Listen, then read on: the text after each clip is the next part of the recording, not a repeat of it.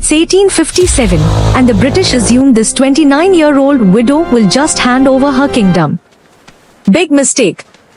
Rani Lakshmibai responds by strapping her adopted son to her back like the world's most dangerous baby carrier, because apparently babysitters were hard to find during a rebellion, and leads a cavalry charge straight at the British army. Swords flashing, her horse leaping over enemy lines, she's basically doing the impossible while multitasking as a mom. The British commander watches in horror as this delicate Indian lady he dismissed becomes his worst nightmare. One woman, one horse, one baby, an entire empire shaken. Want more videos like this? Don't forget to subscribe, like and drop a review. In the year 1828, when the British East India Company was tightening its grip over India, in the ancient city of Varanasi, a daughter was born to a Brahman family. They named her Manikarnika. But the world would come to know her as Rani Lakshmibai, the Lioness of Jhansi. This is not just the story of a queen. This is the story of a revolution written in blood and courage. While other girls her age learned cooking and embroidery, Manikarnika, lovingly called Manu, learned the art of war. Her father, Moropant Tambe, was a courtier at the Peshwa's court. He saw in his daughter not fragility, but fire. She rode horses that men feared. She wielded swords with precision beyond her years. She studied philosophy, politics, and strategy. By the age of 14, she could outride, outshoot, and outsmart most men twice her age. In 1842, at the age of 14, Manikarnika was married to Maharaja Gangadhar Rao of Jhansi. She became Rani Lakshmibai. The kingdom was small but prosperous, a jewel in central India. Her husband was a learned man, refined and gentle. He saw in his young bride not just a wife, but a partner. He encouraged her warrior spirit. Together, they dreamed of a strong Jhansi. But destiny had other plans. In 1851, Lakshmibai gave birth to a son. The kingdom rejoiced. But joy was fleeting. The child died within months. The palace that had echoed with laughter fell silent. The Maharaja's health deteriorated further. On his deathbed, Gangadhar Rao adopted a child, Damodar Rao, to be his heir. With his last breath, he begged his wife, "Protect Jhansi. Protect our son." Lakshmibai made a promise that day. A promise that would change the course of history. The British had devised a cruel weapon, not of steel, but of paper. They called it the doctrine of lapse. Any kingdom without a natural heir could be annexed by the British crown. It didn't matter if a ruler adopted an heir. It didn't matter if the kingdom was loyal. Lord Dalhousie, the Governor-General, used this doctrine to swallow kingdom after kingdom. And now, his eyes turned to Jhansi. A young widow. An adopted heir. In his view, an easy conquest. Lakshmibai did not accept defeat. She fought with words first, as any wise ruler would. She wrote to the British authorities, presenting legal arguments, historical precedents. She reminded them of Jhansi's loyalty, of treaties signed in good faith. She appealed to Queen Victoria herself. But her letters fell on deaf ears. The British saw her as a native woman, easily intimidated. They had no idea what fire they were stoking.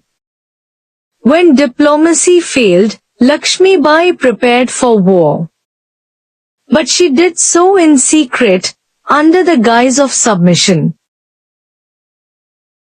On the 10th of May, 1857, Indian soldiers in Meerut revolted against their British masters.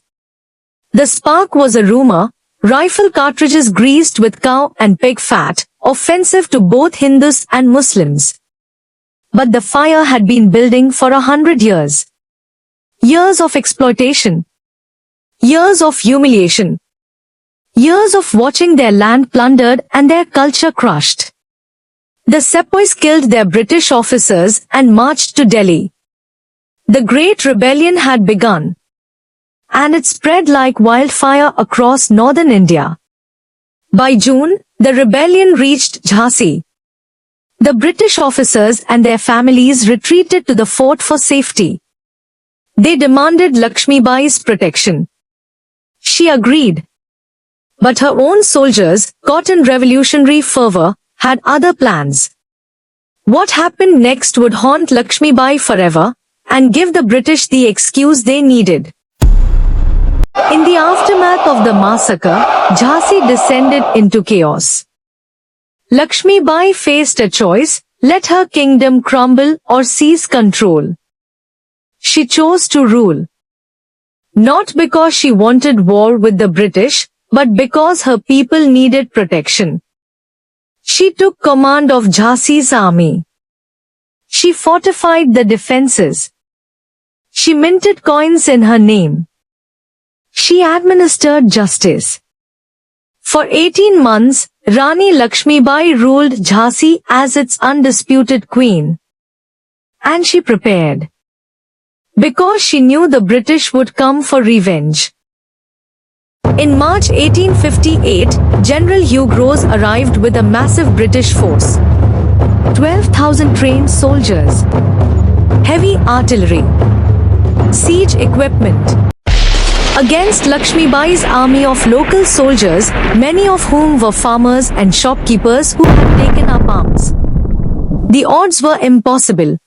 But the Rani did not flinch. For 10 days, Jhansi held. The British bombarded the fort day and night. Cannonballs rained like hellfire. But from the ramparts, Lakshmibai fought back. She commanded the batteries herself. She rallied her troops. She did not sleep. She did not rest. By April 3rd, the walls were collapsing. Her ammunition was nearly exhausted. Her soldiers, though brave, were falling. Her commanders begged her to consider surrender, to save the civilians, to save herself, to save her son. Lakshmibai stood at the precipice of an impossible choice. Surrender meant execution or imprisonment. The British would not forgive her. Her son would never rule. Jhansi would be lost forever. But fighting meant certain death. In that moment, looking at her young son, Rani Lakshmibai made the decision that would immortalize her. She would not surrender. She would not let Jhansi fall without her escape. If she lived, Jhansi lived. That night, under cover of darkness and chaos, Lakshmibai did the unthinkable. With her adopted son tied to her back, and surrounded by a small group of loyal soldiers, Rani Lakshmibai mounted her horse. And she jumped from a 20-foot wall in the darkness into enemy territory. The British watched in disbelief as the queen they thought cornered vanished into the night like a phantom. Against all odds, she survived the fall.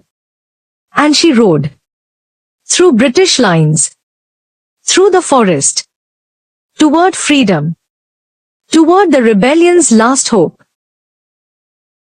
Lakshmibai reached Kalpi, where other rebel leaders had gathered. Tansha Tope, Rao Sahib, men who had fought the British across central India. When the Rani arrived, exhausted but unbroken, they saw hope reborn. She took command of a cavalry unit. She trained soldiers. She planned strategies. For a brief moment, the rebellion had its champion. Together, they decided on a bold move. They would capture Gwalior, a strategic fort city. If they held Gwalior, the rebellion could survive. If they failed, all was lost. Lakshmibai reached Kalpi, where other rebel leaders had gathered. Tansha Tope, Rao Sahib, men who had fought the British across central India. When the Rani arrived, exhausted but unbroken, they saw hope reborn. She took command of a cavalry unit. She trained soldiers. She planned strategies. For a brief moment, the rebellion had its champion. Together, they decided on a bold move. They would capture Gwalior, a strategic fort city. If they held Gwalior, the rebellion could survive. If they failed, all was lost. They say that in her final moments, Rani Lakshmibai fought like a tigress. Surrounded by British soldiers, she wielded her sword with deadly grace. But even legends can bleed. A bullet struck her. She fell from her horse. Her soldiers carried her to a safe place, but she knew her time had come. She was 29 years old. In her short life, she had been a daughter, a wife, a mother, a queen, and a warrior. Now, she would become something more. A symbol. A legend. Immortal. Rani Lakshmibai died as she lived, fighting. The British burned her body, fearing that her grave would become a shrine of rebellion. They were right to fear. Because though they killed her body, they could never kill what she represented. The British themselves later wrote of her courage with grudging respect. General Hugh Gross called her the most dangerous of all rebel leaders. But to India, she was something else. She was proof that courage knows no gender. That a mother can be a warrior. That a queen can choose freedom over survival. That even in defeat, there can be victory. Today, Rani Lakshmibai of Jhansi is remembered not just as a queen who died fighting, but as the woman who showed a nation how to stand up and fight for freedom. Her revolution failed. But her spirit never did. And 29 years later, her story would inspire millions more to rise. Until finally, in 1947, India was free. Rani Lakshmibai's promise to her dying husband, "I will protect Jhansi," became India's promise to itself, "We will be free."